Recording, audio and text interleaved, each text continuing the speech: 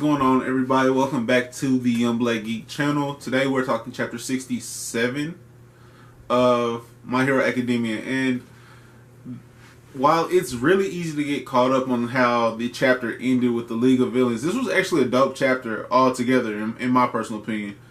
Because we got so much development for our other heroes in Class 1A. Before we get into this chapter, though, like the video and subscribe if you're new. Now, let's start with Kirishima and Sato. Okay. Now, understanding more about Sato's quirk was kind of cool, I guess, but I think after understanding how Recovery Girl explained the matchups, it makes perfect sense why they're going up against Cementos, who his ability to control like this.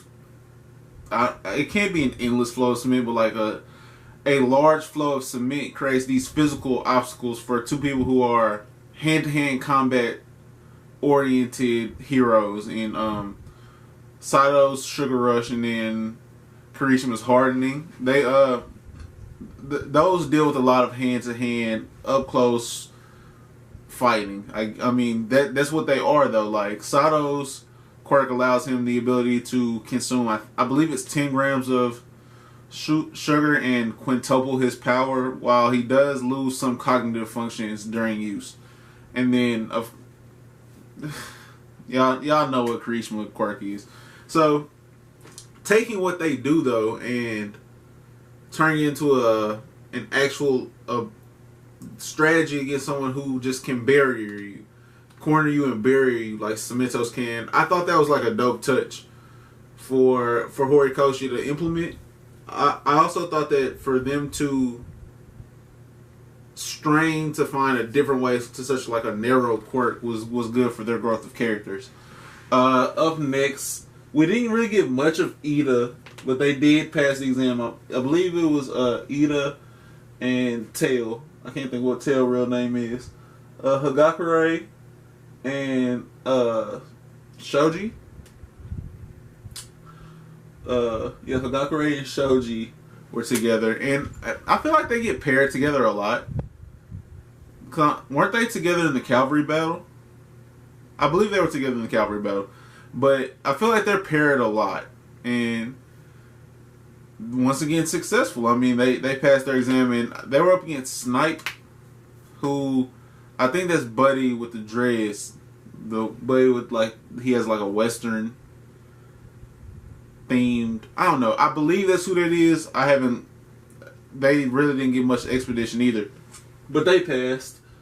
We saw Momo and, who was Momo with? Oh. Yeah. Half hot, half cold. Endeavor son. I know his name is Shoto, but I don't. We already saw them. Who did we not see that before? Oh, yeah. We didn't see Ochako and Aoyama. Now, these are the main three topics of this chapter. So, Aoyama comes out and like accuses Ochako of liking Deku in the middle of their exam, in the middle of their fight against Hero 13. And the fact that she freezes, like, let's go while 13 is doing the black hole vacuum, I guess. I don't know what the attack's called, vacuum, black hole vacuum. While that's going on though, Aoyama's like, so you like Deku, don't you? And she's like, what? And let's go. And like, I feel like that's a really funny moment in the anime.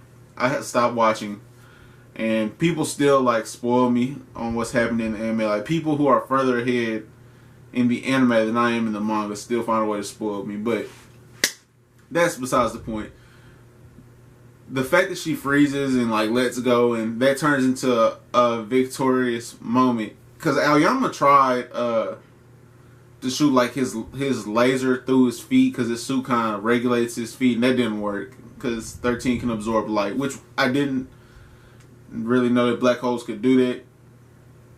If they can't do that, let me know. I didn't know that. That makes sense though, because it's a black hole. Science for you, I guess.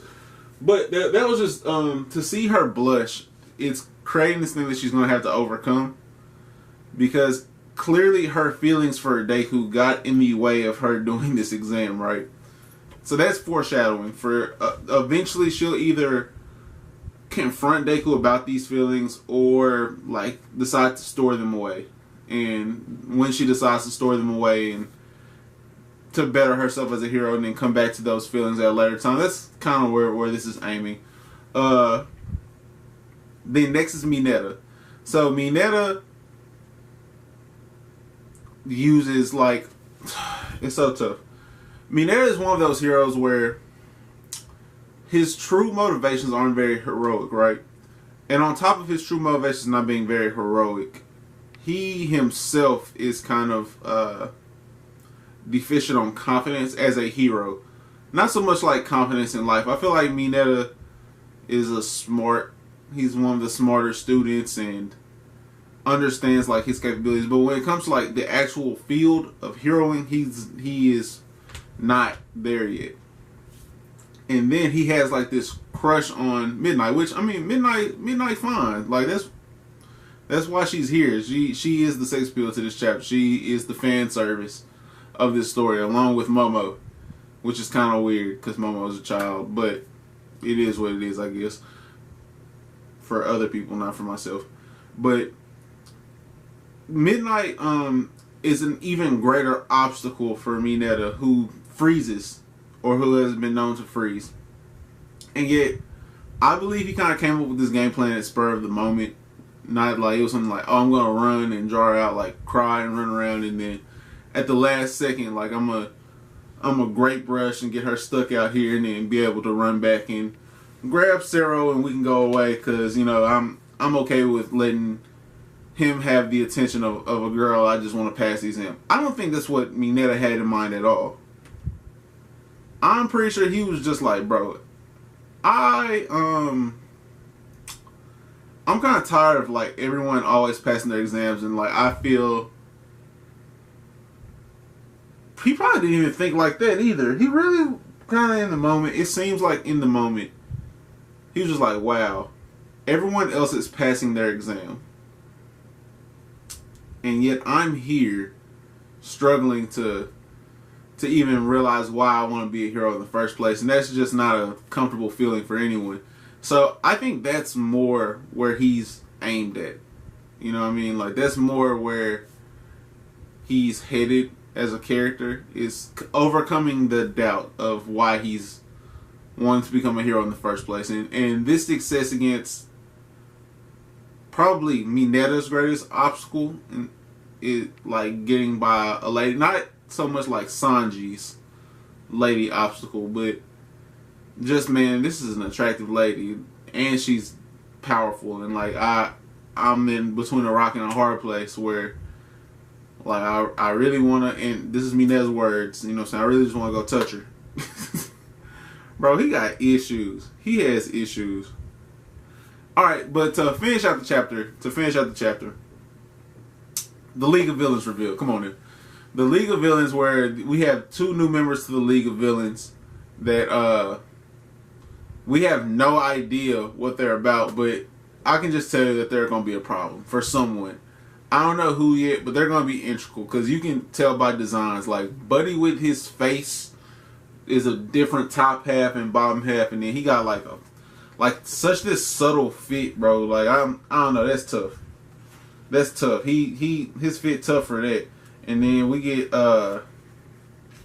this chick, this girl comes in and she's like excited to be talking to someone that knows Stain. That's dangerous. And this really shows the danger of Stain more than anything else.